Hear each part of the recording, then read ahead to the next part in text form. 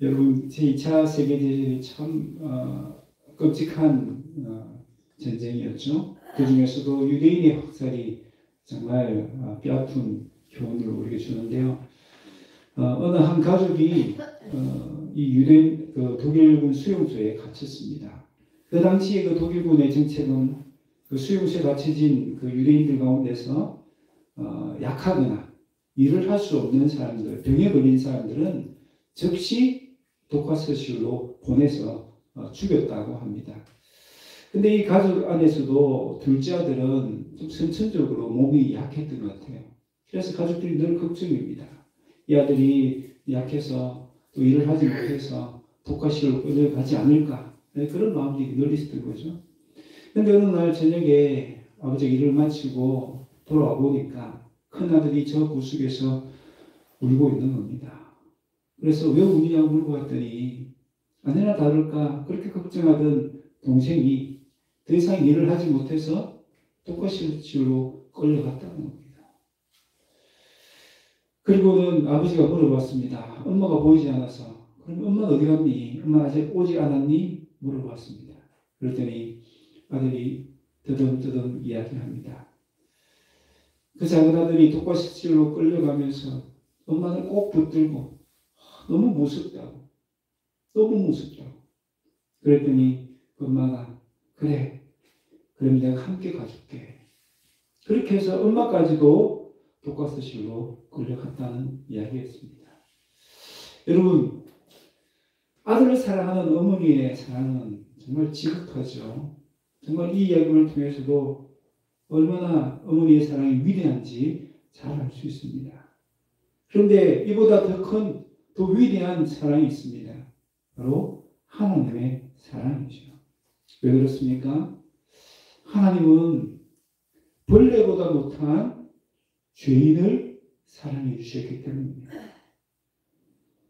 우리와 함께 죽는 정도가 아니라 먼저 자신을 죽일 정도로 우리를 사랑하신 사랑이기 때문입니다.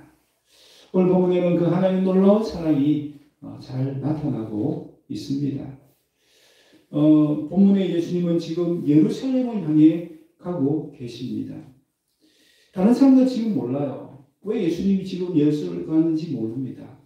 제자들은 어떻게 생각합니까? 예수님이 예루살렘에 가면 이제 놀라운 일을 이루실 것이다. 로마의 압제로부터 우리를 해방시켜 주시고 이 나라가 독립되고 우리는 그 예수님의 제자이기 때문에 예수님 왕이 되면 우리는 그 밑에서 한자리 할 것이다. 라는 그 분위기들이 있었어요.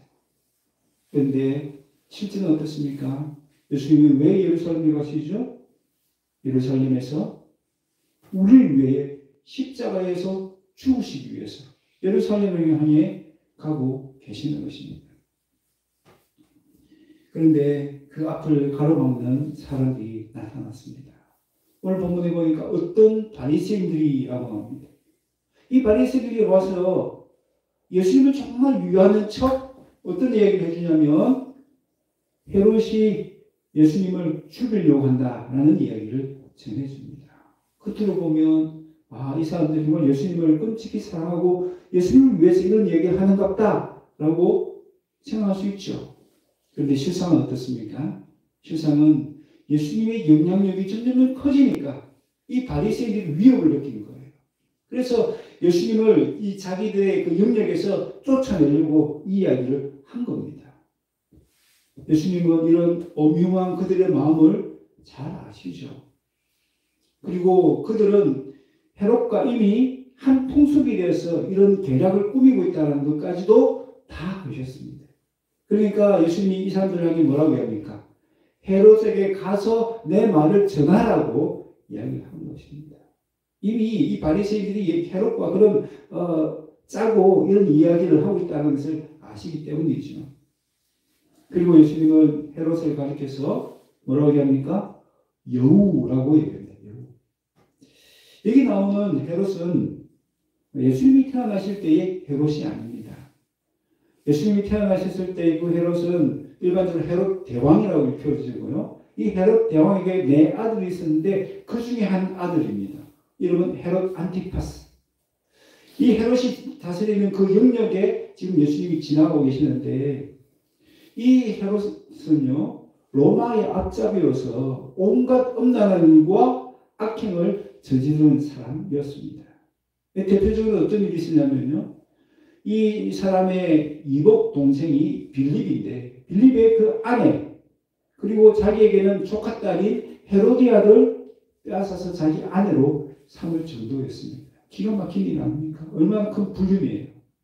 그러니까 그 당시에 세례요한이 그 잘못을 지적을 합니다.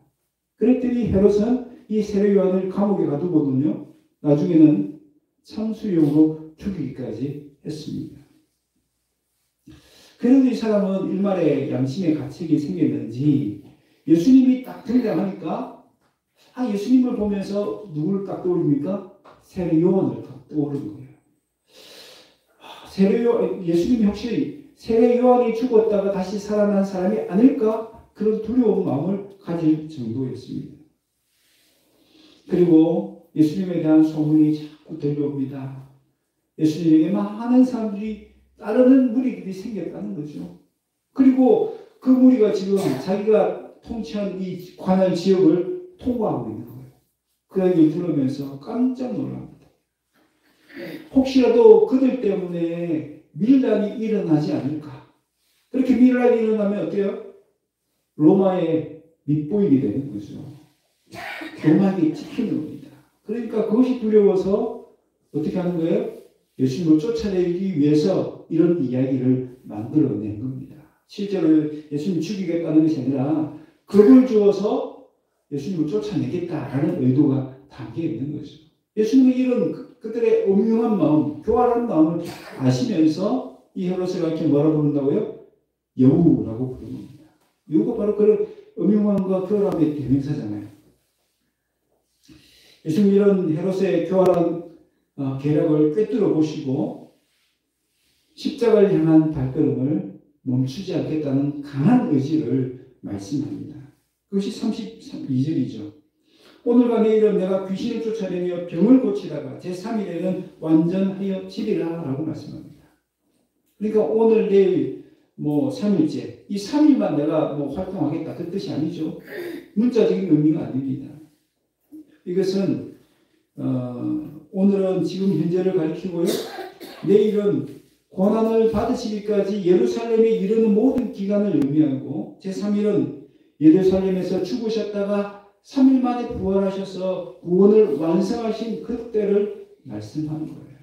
그것을 오늘 내일 제3일 그렇게로 표현하신 것입니다. 그리고 33절에 더 강한 의지를 밝히시죠. 그러나 오늘과 내일과 모레는 내가 갈 길을 가야 하리니 선지자가 예루살렘 밖에서는 죽는 법이 없느니라. 여기서도 오늘, 내일, 모레가 나오는데 앞에 의미와 똑같은 의미입니다. 그런 의미로 사용하시면서 뭐라고 얘기하십니까? 내가 갈 길을 가야 할 것이다. 내가 가야 할 길이 있다는 거죠. 그 길이 무엇입니까? 선지자가 가는 길. 선지자는 예루살렘 밖에서 죽는 법이 없다고 그랬어요. 그러니까 내가 예루살렘으로 가는 이유는 내가 하늘로 보냄받은 선지자이기 때문에 마땅히 예루살렘에 가야 되는 겁니다. 그래서 그 길을 멈출 수 없다라고 말씀하시는 거죠. 예수님은 지금 예루살렘을 가면 죽는다는 것을 아십니다. 그래서 이런 얘기를 하는 거죠. 예수님은 왜 자신이 뻔히 죽을 것을 아시면서도 이 길을 포기하지 않고 멈추지 않고 중단하지 않고 계속 가시겠다라고 말씀하시죠? 그 이유가 뭡니까? 우리를 구원하시기 위해서. 오늘 본문에 제3일에 완전하여지리라 라는 이 말씀은요. 어떤 뜻이냐면 이루신다, 완수하신다 라는 의미가 있습니다. 우리를 구원하는 이 일을 완수하기 위해서 우리의 구원을 완성하기 위해서는 어디까지 가야 된다? 예루살렘까지 가서 거기서 죽고 3일 만에 부활하셔야 된다는 뜻이죠. 그렇지 않으면 우리의 구원이 완성될 수 없기 때문에 이 길을 끝까지 가겠다라고 고집을 하시는 것입니다. 저와 여러분을 살리시기 위한 위대한 사랑의 발걸음이죠. 우리 주님이 저와 여러분을 얼마나 사랑하시는지를 우리는 느낄 수 있습니다. 예수님은 요라고 비유되는 헤롯의 협박이나 그리고 그 헤롯의 배후에 있는 사단의 협박에도 흔들리지 않고 가야 할 길을 가셨습니다.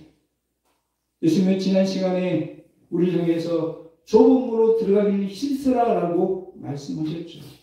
그런데 이제 본인이 먼저 그 좁은 문으로 들어가고 계십니다. 여러분, 이 길은 또한 저와 여러분이 가야 할 길입니다. 예수님처럼 우리도 이 좁은 문을 향해서 가야 하는 것이죠. 왜냐하면 우리는 예수님의 제자들이기 때문입니다. 그리고 예수님은 내가 곧 길이요 진리요 생명이라고 말씀하셨습니다. 무슨 뜻이죠?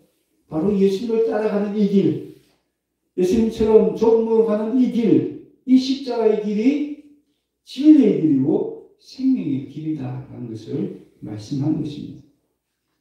오늘 우리 주변에도 헤롯과 같은 여우들이 많이 있습니다. 사람이 여우처럼 엄중하고 강한 계략을 꾸며서 우리가 이 길을 가지 못하도록 방해하는 일들이 얼마나 많은지 모릅니다.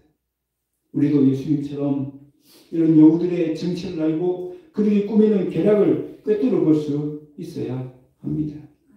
또한 예수님이 가신 그 길이 승리의 길이고 생명의 길이라는 것을 우리는 꼭 기억해야 됩니다. 우리 이미 알잖아요. 예수님이 십자가에서 죽으심으로 말미암아 사단의 그 모든 공격으로부터 우리를 막아주시고 사단의 그 머리를 짓밟는 승리의 순간이 바로 십자가에 죽으시고 부활하심으로 이루어졌다는 것을 우리는 압니다. 그리고 그 십자가를 지셨기 때문에 우리가 생명을 얻었잖아요. 십자가의 길은 죽는 것 같지만 그래서 너무 비참하고 비극적이고 이게 안 됐다라는 생각되지만 역전이 일어나는 거죠. 놀라운 역전이 일어나는 거죠. 우리가 그 십자가의 길을 걸어갈 때 우리의 승리가 있고 우리의 생명이 있다는 것, 그래서 확신하시고 이 길을 끝까지 예수님 따라서 걸어갈 수 있기를 바랍니다. 예수님은 이어서 예루살렘을 향한 탄식을 쏟아 놓으십니다. 예루살렘아, 예루살렘아. 그러니까 우리 이 본문 읽을 때 그냥 무덤덤하게 예루살렘아, 예루살렘아 이렇게 읽으면 안 된다는 뜻이죠. 정말 슬퍼 탄식하는 마음. 여러분, 이 말씀은요, 또 어떤 말씀을 연상시키냐면, 다윗이 자신을 배반해서 전쟁 중에 죽은 압살롬을 위한 그 애도할 때, 그 슬픔을 이기지 못하여서 그 성문 꼭대기에 올라가서 탄식하는 다윗의 음성이 연상되어집니다. 내 아들 압살롬, 내 아들 압살롬. 여러분, 그 옆에 있던 신하들은 도저히 이해를 못합니다. 특히 요압 장군은 이 다윗이 그렇게 슬퍼할 일이냐고 오히려 옆에서 핀잔을 주기까지 합니다. 당신이 그렇게 슬프면 신하들이 다 당신을 배반할 겁니다. 이 자리에 없을 겁니다. 그렇게 위협할 정도예요. 슬퍼할 일이 아니라는 거죠. 왜요? 이 압살롬은 아버지를 배신한 사람입니다. 이 압살롬은 왕을 배신한 신하입니다. 도저히 용서할 수 없는 사람이고 죽어 마땅한 죄인이라는 것이죠. 그런데 요압의 생각에는 있을 수 없는 일이에요. 어떻게 저런 아들을 향해서 슬퍼하고 탄식할 수 있느냐는 뜻이죠. 아들을 사랑하는 아버지의 마음을 조금도 이해하지 못하고 알아주지 못한 것이죠.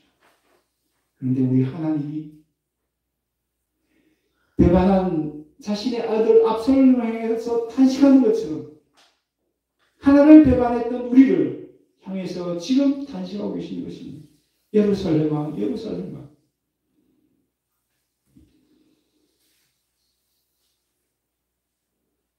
여러분, 우리 하나님은 우리를 품으시기 위해서 얼마나 많은 노력과 수고를 아끼지 않은지 모릅니다.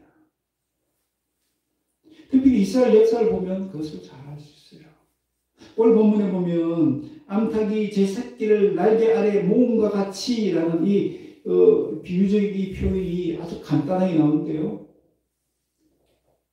한 줄도 되지 않은 이 간단한 말이지만 이 말 속에서는 수백 년의 수천 년의 역사가 함축되어 있는 거예요. 어떤 역사입니까?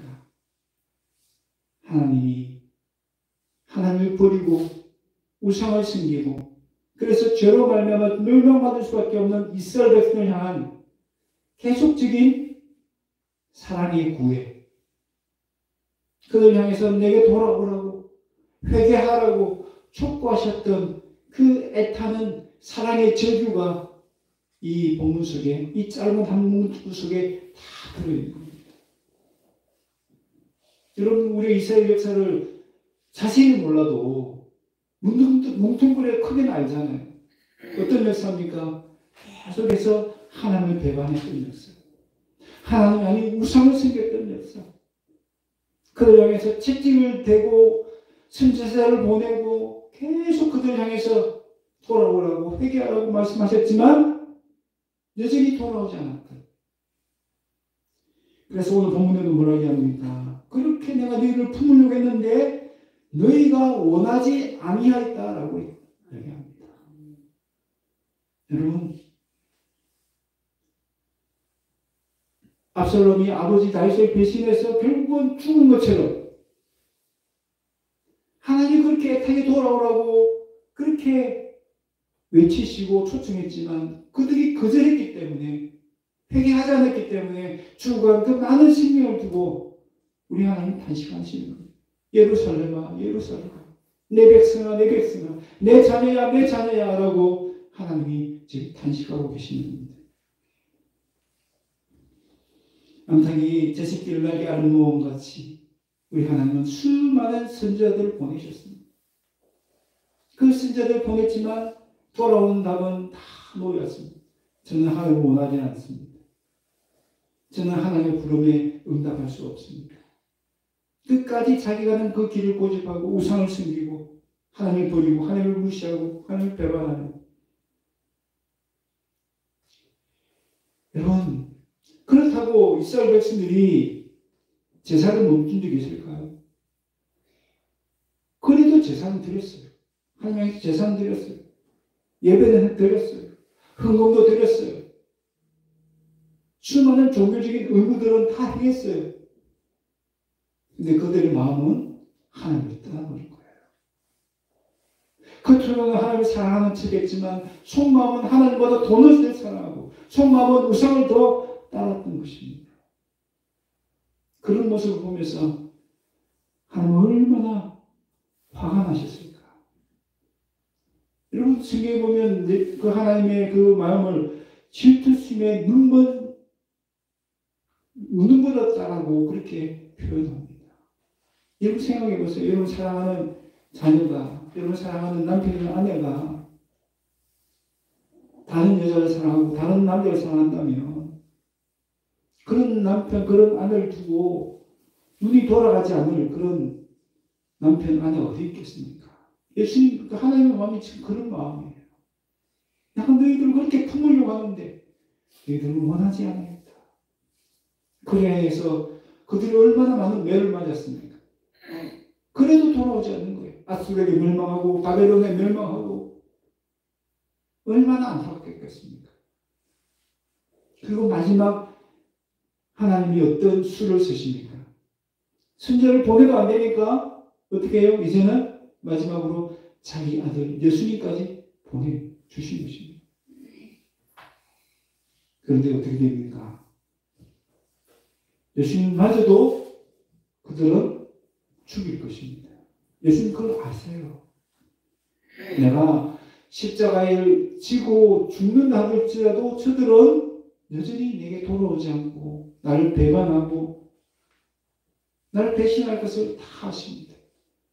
그럼에도 불구하고 지금 이 길을 걸어가시는 것이죠.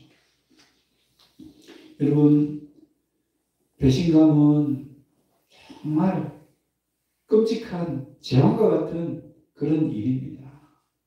그래서 배신감 때문에 자살한 사람도 있습니다. 실제로 히틀러 시대에 독일에서 있었던 일이라고 해요. 한 사람이 자유를 위해서 투쟁하다가 체포가 됐습니다. 가전 고문을 다 당했습니다. 그래도 자신이 가지고 있는 그 비밀을 털어놓지 않았어요. 다른 사람 밀고 하지 않았습니다. 그리고 때가 돼서 석방이 되었는데 석방되자마자 얼마 있지 않아서 이 사람이 자살했다는 거예요. 사람이 다들 이상하게 생각했습니다. 왜 저 사람이 갑자기 자살했을까? 알고 봤더니 자기를 밀고 한 사람이 다른 사람도 아니라 자기 아들이 밀고 했다는 거예요. 그 이야기를 듣고는 도저히 견딜 수 없었던 것입니다. 고문독에 낸 사람이 그 가족의 배반 앞에서는 다 무너진 거죠. 그런데 우리 하나님 어떻습니까? 수많은 배반을 받습니다. 수많은 배신을 당하십니다. 그럼에도 불구하고 자기 아들까지 내어주시지 않습니까? 이런 세상에 이런 사랑이 어디 있습니까? 우리 하나님의 놀라운 사랑의 부름 앞에 우리는 어떻게 응답해야 되겠습니까? 여러분, 이스라엘 백성들은 참으로 의리스러운 병아리와 같았습니다. 암탉이 그들을 품으려고 그렇게 애를 썼는데도 그들은 발부둥 치면서 그 품을 떠나갔습니다. 그 위대한 사랑, 그 놀라운 사랑을 받으면서도 그 사랑을 다 거절한 거예요.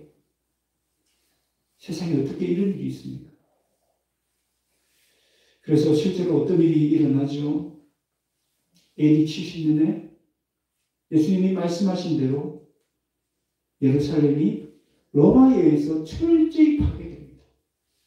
돌 위에 돌이 놓이지 않을 정도로 그렇게 비참하게 폐해가 되어버립니다.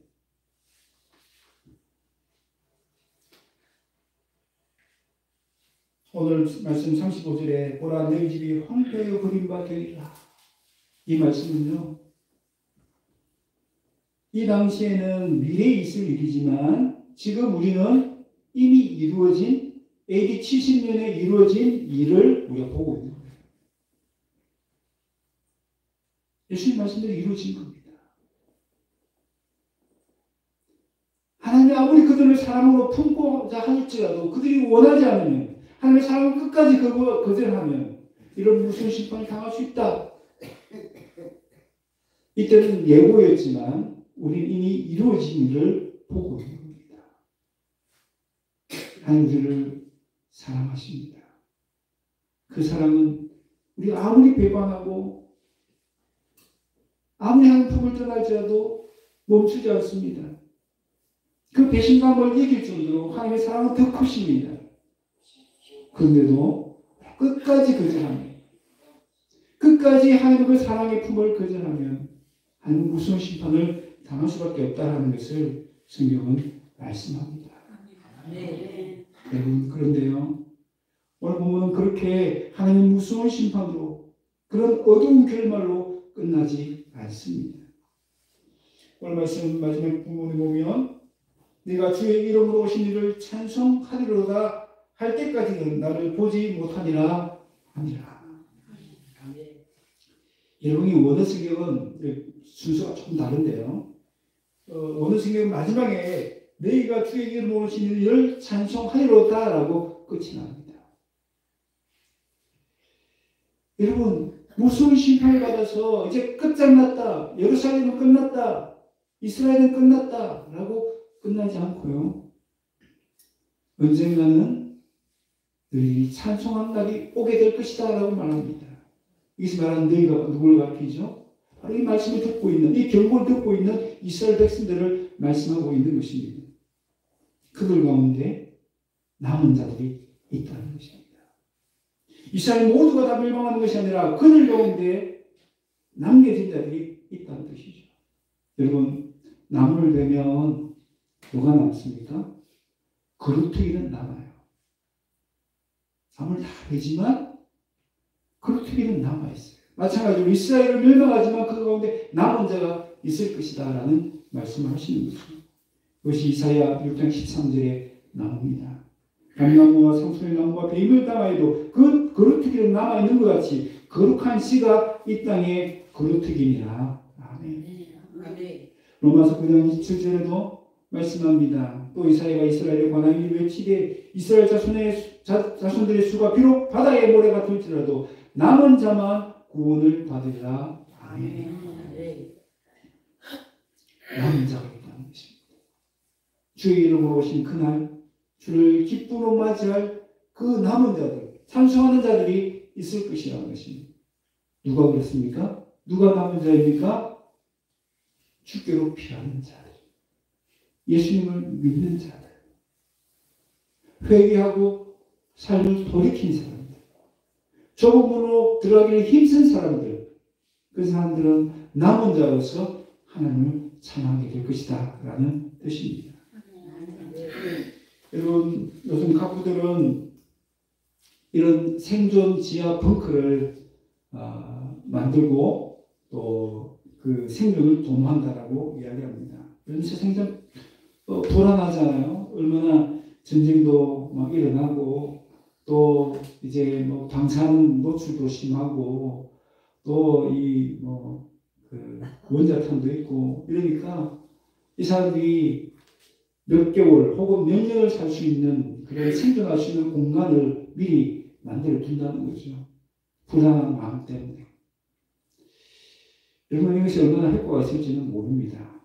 한 번도 뭐 그런 일이 실제로 사용됐다라는 얘기를 못 들었기 때문인데요. 물론 이런 안전장치가 있다는 것만으로도 좀 마음의 위안은 될 수 있겠죠. 또 실제로 전쟁이 일어났을 때 그런 어느 정도의 효과는 있을 것입니다. 생각해 보세요. 하나님의 무서운 심판 앞에서는 이런 생존 지하 벙커가 아무리 비싼, 아무리 크고, 아무리 잘 갖추어진 생존 지하 벙커가 무슨 소용이 있겠습니까? 이곳에 피한 나한들 얼마나 살 수 있겠습니까? 이런 가장 안전한 피난처는 우리 주님의 품인 줄 믿습니다. 그래서 믿으셔야 돼요. 우리 주님의 품만큼 안전한 곳은 이 세상 그 어디에도 없습니다. 권력도, 세상의 성공도, 많은 부요함도, 어떤 사람도 우리 피난처가 될 수 없습니다. 우리 주님은 오직 이곳이 가장 안전한 곳이니 내 품에 들어오라고 우리를 초청하고 계십니다. 지금도 암탉이 제 새끼를 품는 같이 우리를 품으시려고 하고 계세요. 그렇다면 우리는 어떻게 해야 됩니까? 우리는 그 품으로 달려가야 돼요. 지금 한가하게 그 품을 떠나서 내 마음대로, 내 고집대로 살아갈 때가 아니라는 것입니다. 왜요?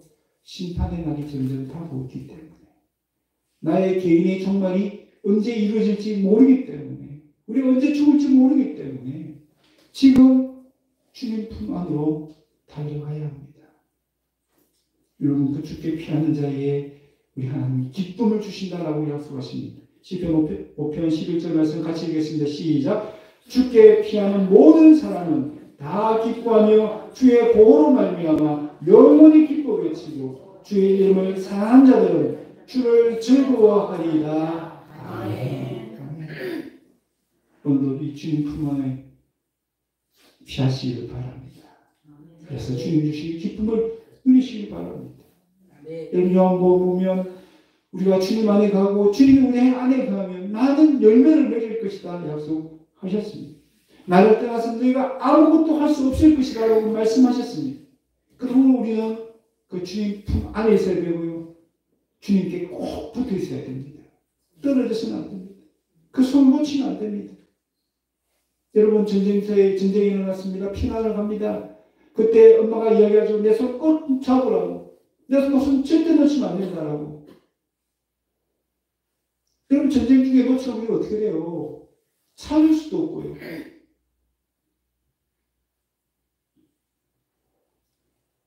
여러분, 실제 그 전쟁터가 일어났을 때 그 엄마의 손을 놓쳤기 때문에, 그 가족의 손을 놓쳤기 때문에 실제로 우리 역사에 보면 이상 가족들이 얼마나 많이 있었습니까?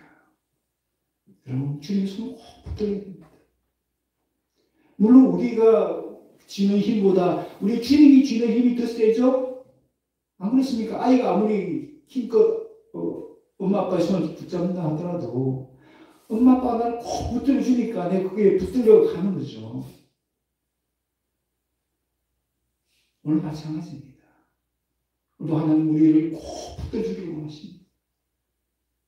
우리가 그 손을 놓치지 않기 위해서 어떻게 해야 됩니까? 우리가 그 손을 빼지만 않으면 됩니다. 빼지만 않으면 돼요. 내가 빼려고 하니까 문제가 생기는 거예요. 우리 주님은 그 사랑의 손을 내미시고 그 강한 손으로 우리를 붙들어 주실 줄로 믿습니다. 그 손을 놓치지 않기 위해서 그 주님께 내 손을 내미시기를 바랍니다. 주님은 내 손을 붙들어 가주십시오. 이 험한 세상, 죄로 가득한 이 세상, 죄로 말미암아 멸망한 이 세상 가운데서 우리를 구원하시기 위해서 그 손을 뿌리치지 않을 수 있도록 해달라고 우리 기도해야 되지 않겠습니까? 주께로 피하라는 이 하나님의 초청을 거절하지 않는, 그래서 그 안에서 하나님이 예비하신 그 충만한 은혜를 누릴 수 있는 저희들 되시기를 바랍니다. 말씀 읽겠습니다. 오늘 본문에는 이솝 우화처럼 동물들이 많이 등장합니다. 여우도 나오고 암탉도 나오고 병아리도 나옵니다. 그러나 이 이야기는 단순한 우화가 아니고 실화입니다. 우리의 관점에서 보면 이 일은 이미 이루어진 일이고 앞으로 이루어질 일입니다. 꿈에는 이야기가 아니고 실제로 일어났던 일이고 실제로 일어날 일입니다. 우리 이것을 알아야 돼요. 그리고 주님은 사랑의 손을 우리에게 내미시지만 여전히 우리의 주변에는 여우들이 많이 있습니다. 우리가 이 구원을 받는 것을 방해하는 세력들이 있다는 것입니다. 우리는 그들의 정체를 알아야 됩니다. 그리고 그들의 궤배를 꿰뚫어보고 물리칠 수 있어야 합니다. 그리고 우리 주님처럼 죽음이 나를 가로막는다 할지라도 어떤 경우가 있다 할지라도 주님을 향한 이 걸음, 천국을 향한 이 걸음, 좁음을 힘쓰러가는 이 걸음, 십자가의 길까지 포기하지 않고 걸어가야 될 줄로 믿습니다. 그 길 끝에 우리 주님이 멸류관을 예비하시고 우리를 맞이해 주실 줄로 믿습니다. 그 은혜를 충만하게 누릴 수 있는 저와 여러분 다 되시기를 주의 이름으로 축원합니다.